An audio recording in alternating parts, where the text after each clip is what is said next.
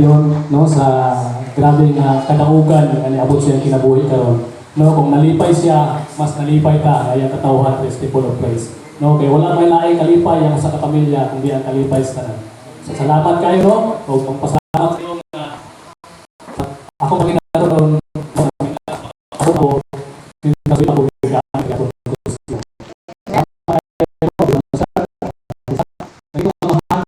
ako dahil pasalamat ko si Diyos sa Diyos sa Diyos na tahong at nasa bulado at sa tawhan Diyos salamat Diyos dahil sa Diyos na tawhan rin ang sa tawhan Diyos ang mga pulong salamat ang Panginoon ang Panginoon ang mga sinasito ang ako sa tawhan Diyos salamat Diyos kasalaan kita makita ang Panginoon kita Panginoon at nasa bulado ang ihanap ng mga tanan wala Ginoo niya karon puro sa lipay puro sa kasi excited kami Ginoo kami na sa pulo sa Diyos. Salamat sa precious blood na abot na karon alam mo ang kadispak sa katawan at ay makikambit Ginoo magdayeg sa kamhanan ng Lord maya pagpasalamat ko balik sa daw may suot no kita ginato ang kanyag sa nagwais ng tao at ipatalingan sa Ginoo no. So okay na ba before na mo jump in sa atong topic karon sa mensahe o sa word na giandam ni Lord para sa atong tanan karon. Okay na ba mahatag ko short story? Okay ra? Mga tuwan sa siguro, okay? Bitaw na mahatag ko short story kay ako ni siyang ibuhat po kay na connect po siya sa atong mensahe karon.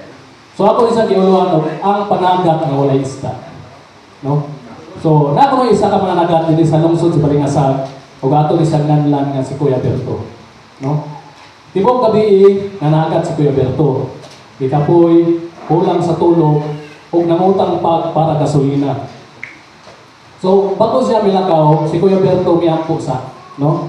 Miyampo siya sa Ginoo nga ayo siya pabor, nga Ginoo hatagi og daghang isda karon kay do na may mga panginahangan sa balay o mga bayronon sa anak sa eskwela. So pagkabuntag sa anang gabi una no gibutang ni Kuya Berto ang iyang pukot sa dagat no iyang gibutang iyang mga paon dito sa nylon apan pagkabuntag walay isda no walay bisag isa nga nikubit sa iyang paon walay bisag isa nga nasalaag sa iyang pukot limpyo og hawan gid kayo unya si Kuya Berto nilingkod sa iyang sakayan no wala siya nagpabulbol kung dili nagpakahilom lamang siya apan sa sunod siya kasing-kasing punahon na dunay akong pagkakaan. Ginoo nga no? Nagampo man ang tako. Maayo ang tako nga tao. Apan nga wala man. No? Mingkot si Kuya Berto pagbalik siya sa kayan ug nahuy-huy ang iyang mga bagay. No? Tungkol sa tibok gabi nakakapoy ug sa hinahinay may uli siya sa baybayon nga walay laing dala, walay isda gawas sa kakapoy o sa kaulaw. Kasi tibok gabi niya pagpanagat, wala siya nagdala. So mga kaigsuunan, kinsay nakailangan Kuya Berto? No? Si Kuya Berto wala karon sa dagat. Si Kuya Berto naasa di karon sa ato. No? Ano man? No? Kuya Berto, kay ikaw nga naghulat sa imong trabaho nga gipangita apan wala pagyapon. Kuya Berto, kay ikaw nga naghulat na maka-start ka sa imong negosyo apan karon wala paghihapon.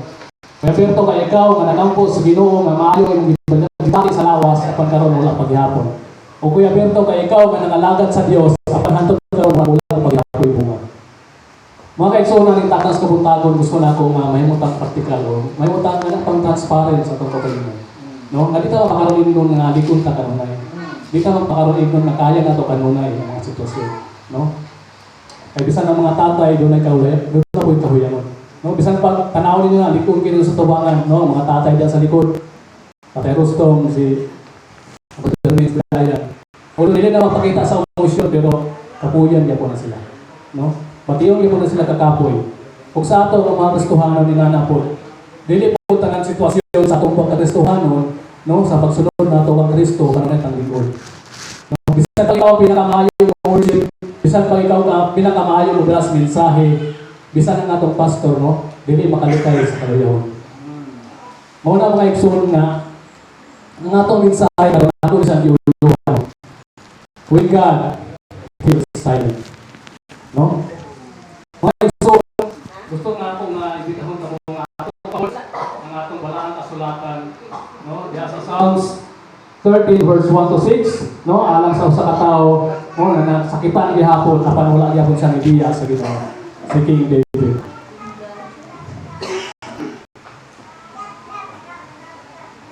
Brad Berlin, pwede natin mabasa sa inyo, Brad? Atong masuk. Hantod kanu sa ikaw bakit ka nako Ginoo. Hantod ba sa katuran? Hantod kanu sa ka magtago kita kanako. Hantod kanu sa ka ako makanto sa mga sakit. Hantod kanu sa ba pagod ang kasing sa kaguol adlaw ug gabi. Hantod kanu sa ako gawod sa akong mga kaaway. Nag-awa o tubaga ako. O Ginoo nga akong Diyos. Balik ang akong puso.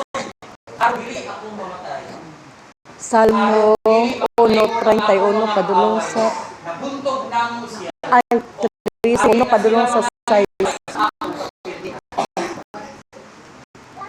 Apan salig ako sa imong gugmang walay pagluban. O ako malipay kayo kay imong man akong giluwas. Abulitan ko ikaw, O Ginoo. Kay maayo man kaayo ka na. Amen. So, salamat sa mensahe ko.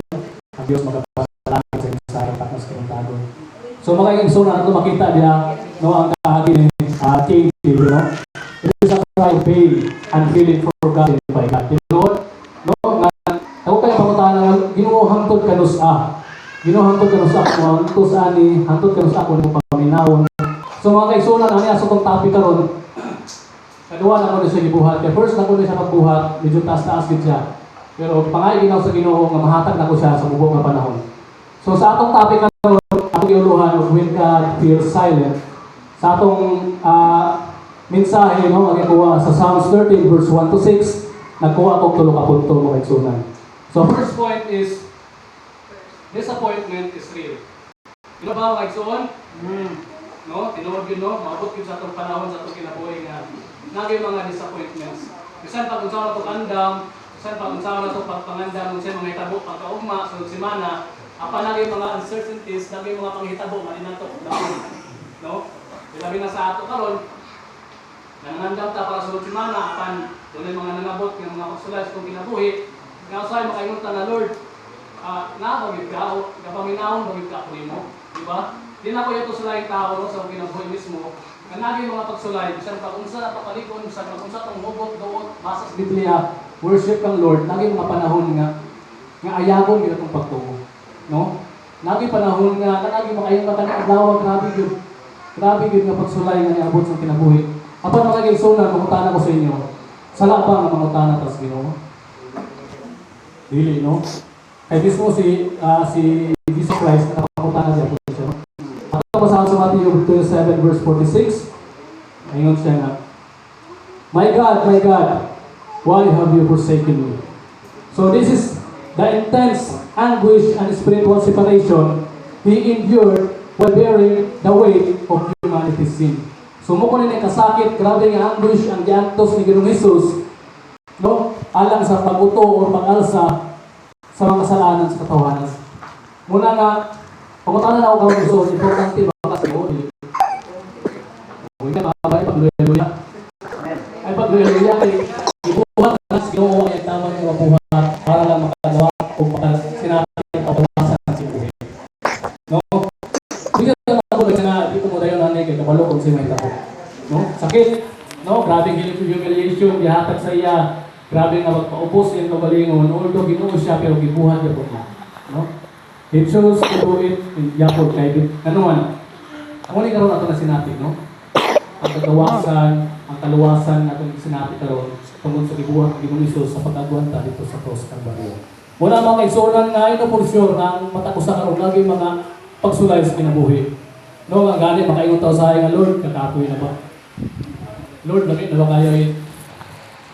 Muna nga mga igsuon, usa ni ka akong pahinumdum nga kung si Ginoong Hesus manggani giigwanta niya ang tanang kasakit, kita pakaha. No? nga nisagat ang musunod ta kang Kristo, no? Mahimutang Christ life. Una kita po kinahanglan nga andam ta mga tubang, no, sa mga disappointment sa kinabuhi. No? Kaya ang kinabuhi na to ang kalibutan na grabe ka sa pagsulay yun. Pilabi na kanato ang mga Kristohanon. Kaya kita gawin mo yung mga unahon sa kaaway. Muna mga kaigsunan pagdasig nga, kung naghimo ni Ginoong Hesus ang pagkuwanta sa kasakit, no? Nabisa ng iyang ultimong kaugalingong kinabuhi ang ihata dito sa cross para kanato. No? Kani pa kang mga pagsulay sa itong kinabuhi, pero di na to kaya. Kaya dili? Kaya. Di na man? Kaya dili? Kaya kayo, basta na ang Ginoong higupan ka nato. No? Muna kaigsunan nga, di na magluya-luya. No? Bisan pa magdagibati sa lawas, bisan pa walay abot ang atong uma, bisan pa walay isda ang atong pagpanagat, apat akong timanan nga unas tanan si Ginoong Hesus ni agwanta para sa ato ang tanan. No? Number 2 is why we get discouraged. No? Nganong madiskurahin man ang tao? Ako may utang diyan literally is expectation versus reality. Ang tao lang yun, gusto kayo mo expect ba? Kaya bitong para nato na ito, ibutang nga sa bingay nga musunod po ang Kristo, no? Nag-expect nga mahayahay, hawa, utang, no? Walang kalatihan. Apa naman karoon na ang ginagawa. No? Kay matod gani, ingon nga, ang kinabuhi sa tao nga musunod ng Kristo, no? Sigpit ang dalan ng pag-aagian. Muna nga, natural na yung mga obstacles, na yung mga challenges sa itong kinabuhi karoon, hilabi na kanabitang mutikang tagda na paninuod sa itong pagpangalakan. No, di na ko yato sa laing tao apan sa among pamilya, no. I know for sure ang among pamilya is full of praise palingasan. It's like an open book.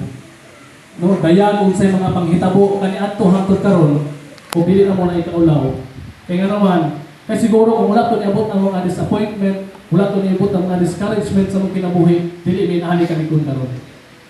O dili na mo malahutayan kung unsay mga pagsulay kanang abot sa mong kinabuhi kung kaniadto wala to nangabot. No? Nga okay na ang tanan, hapsay na ang tanan, apa niabot ang mga pagsulay. No? Niabot ang mga discouragement sa kinabuhi, nga na-expectar ang tanang nga sunod ka sa Ginoo, mas mulambo ang imong kinabuhi, mas mulambo ang imong kauna-una, mas mulambo ang imong health, apan pagsunod ni mga Kristo, nangabot ang mga pagsulay. No? Niabot ang mga health issues, niabot ang mga financial issues, mga relationship issues, kung kanang tanan gitugot na sa Ginoo nga nabot. No? Wala tay question niya na mga kaigsunan. Muna nga salamat kay hangtod karon nakalahutay ta kaliwala sa mga disappointments, paniwala sa mga pagsulay, kaliwala sa mga discouragement nga nabot sa itong kinabuhi. Nata karon diri nakalahutay dili tungod sa tungkulin kusog apan tungod sa grasya sa Ginoo. Muna nga salamat kay sa Ginoo kay gikan sa una hangtod karon wala kita niya diay. No? Namatod pa niya sa Isaiah 55 verse 8 to 9. Kay sama nga ang kalingitan, habog kay sa yuta, ang akong mga laraw, habog kay sa inyong mga laraw, o ang akong huna-huna kay sa inyong huna-huna. No? Dili kita itong masukod ang huna-huna o paglantaw sa Ginoo anang sa itong kinabuhi. Kung kita mga kinikanan ng andam ta para sa itong mga anak, sa ilang ugma ang Ginoo inanapod.